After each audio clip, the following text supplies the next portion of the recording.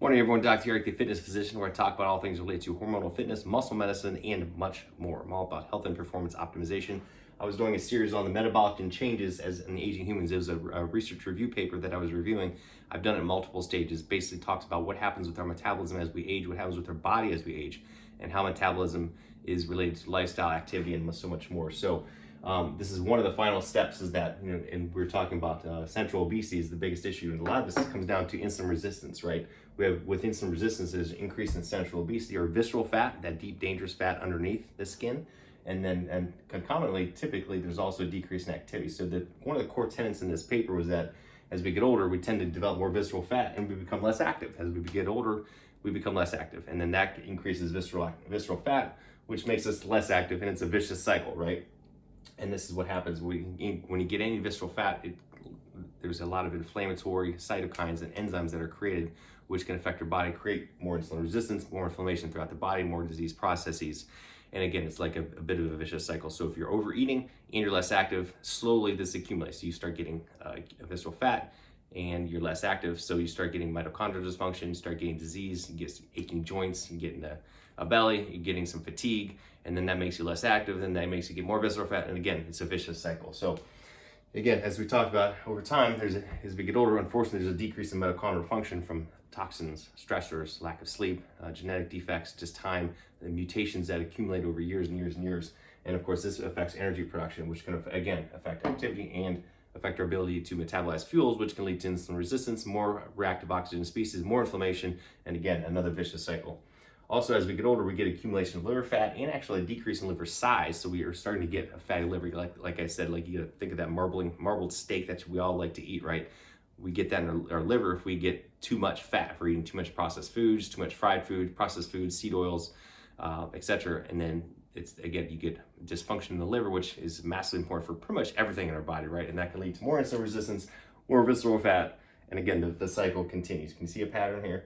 And with aging, the satellite cells in our muscles start to become less active, and more dysfunctional. We start getting less activity, and we need those satellite cells. Satellite cells are basically like stem cells in the muscle. They help our muscles to regenerate. And as I practice muscle medicine, we want those active. We want to keep our muscle and build muscle as we get older, because otherwise it's going to deteriorate.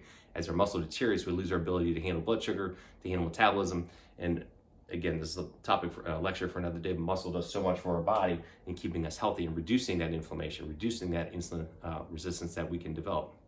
So it's a double whammy. We're accumulating fat, inflammation, and reactive oxygen species, and we're losing muscle unless we fight this. So how do we fix this? And then again, this is a whole like an hour lecture, but in general, of course, we all know the importance of strength training. Again, muscle medicine, our practice, we want adequate intake of protein and amino acids and strength training to build and maintain our muscle mass. This is so freaking important that I pound this into my patients' heads that we have to do this. We have to maintain our muscle mass because that's going to help everything. It's going to help you burn the fat. It's going to keep the mitochondria functioning, keep the satellite cells, keep our insulin sensitivity high, and it's going to keep that visceral fat off, and it's going to keep us young, healthy, and strong.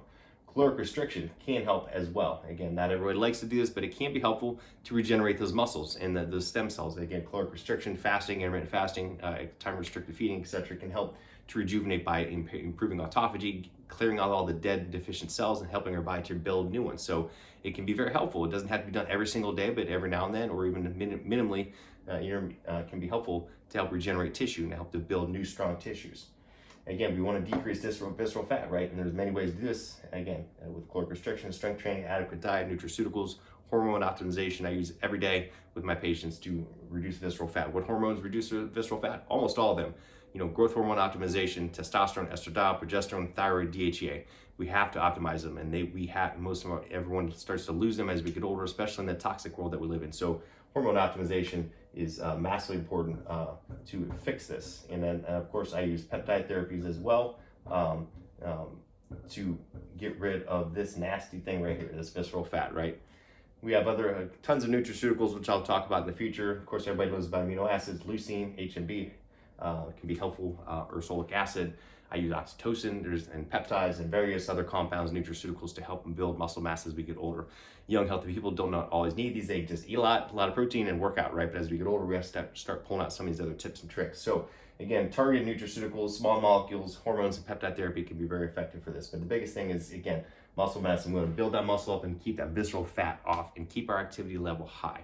This is what changes if we don't do this. If we don't do these things, we're going to get less active. We're going to start accumulating visceral fat. And again, you'll get that vicious cycle. So we want to stop that. So that was the core tenet of this. And I'm going to put some infographics on my social media. So I hope you like this. Please like and share this. And reach out to me if you want to work with me. I'm doing telemedicine all across the country, optimizing my patients' health, lives, strength, and physique everywhere. So drericprimax.com or primexweightloss.com.